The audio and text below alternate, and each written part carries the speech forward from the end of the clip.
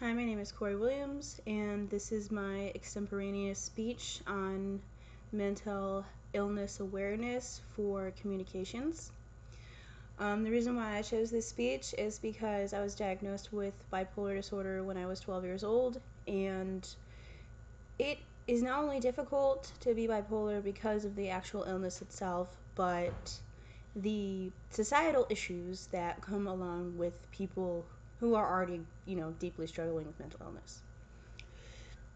So, some of the things that I'm planning on talking about in this speech are stigma, the personal issues that I've had in healthcare, and these misconceptions about the control or what it means to be mentally ill that other people that don't suffer from mental illness think. Um, Mental illness is something that's greatly affected by something called stigma. Stigma is this usually negative misconception or conceived ideas about something. It doesn't have to be about mental illness. In this case, it is. I've had people that don't believe that I should be allowed to be a parent because I have a mental illness, that don't believe that I can hold a job because I have a mental illness, that think that people that have mental illnesses are dangerous, and that is what stigma is. That's saying, well, every person with this problem is going to have these negative traits, and that is just not true. It doesn't work that way, and it's extremely hurtful to people that are already suffering from something that they have a hard time controlling. I remember growing up, my parents were always like, we don't hold it against you that you have a mental illness. What we have a problem with is that you're making the decision to not take your medication. And this brings up one of my references. It was actually a web page about mental health policy, making legal policies based off of helpful factual information on mental illnesses. In my references, it is referred to as the reference Fuller-Torrey. And it brings up the term that I know most people have not heard of. It's a weird Latin term, anosognosia. And it means without knowing or lack of insight.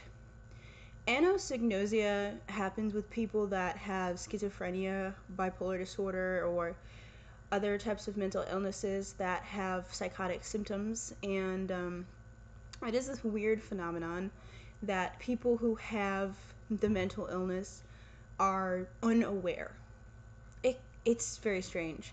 Like sometimes people can be aware that they have bipolar disorder, and then when they become ill, that awareness dissipates. They're no longer able to express clearly in their mind that they have bipolar disorder. They don't see it. They think their behavior is normal. The illness is making them think their behavior is normal. So if they think they're normal, they're not going to take medication that makes them tired or makes them nauseous. I know that most people wouldn't want to take medication that made them feel that way unless they believed they were ill. Well, that is what anosognosia is. I don't really think that's something that's explained very often. I think maybe if it was, we wouldn't have this idea that people were making this conscious choice to just not take their medication. They don't believe they're ill. So stop yelling at people. If you know anyone that is super depressed or has a serious mental illness and they stop taking their medication, it's very frustrating. It's one of the reasons why it's super difficult to have people who have a mental illness get treated properly. Another misconception is that all people who have bipolar disorder or schizophrenia or depression, like every case is the same. That's simply not true. My bipolar disorder has, oddly enough, been compared to the bipolar disorder of Carrie Fisher. Like, oh, Carrie Fisher has a job. why don't you have a job? Why are you having such a problem? Because I'm not Carrie Fisher? Doesn't really make a lot of sense to me. The problems that I have aren't the same problems Carrie Fisher has, and Carrie Fisher isn't going to have the same problems as someone else with bipolar disorder. Which brings me to talking about Carrie Fisher. Another one of my references, Morningside Recovery, is that there are so many interesting, fascinating people with bipolar disorder and other illnesses. And this proves that so many talented, wonderful people have psychiatric issues, breaking the stigma even more. We're all not just weird freak shows that don't bathe and, we get out of bed. It's amazing, I know. I'm sorry, I'm so sarcastic. This is extemporaneous. You're just gonna have to deal with me being me.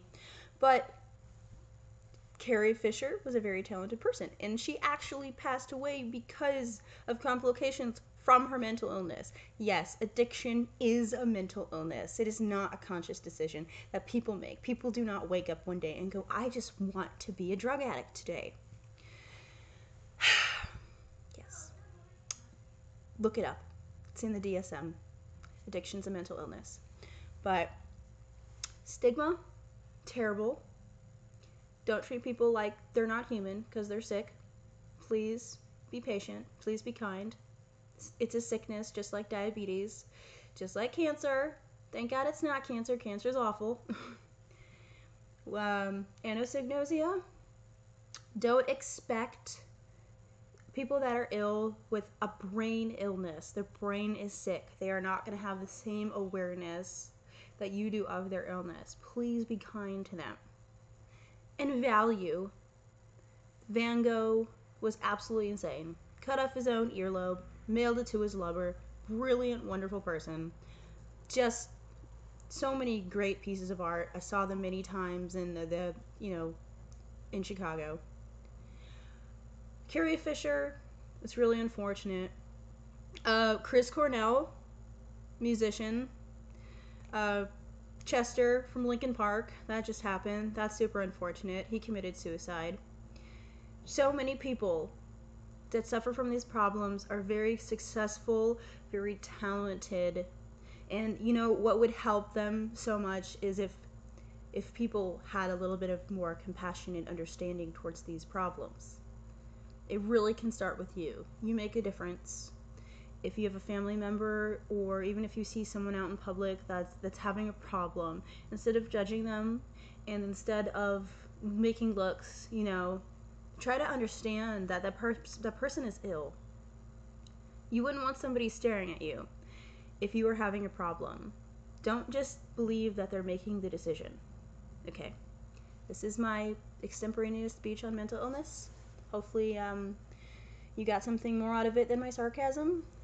This is a really interesting way for me to end my communications class, and I hope you enjoyed it. Thank you.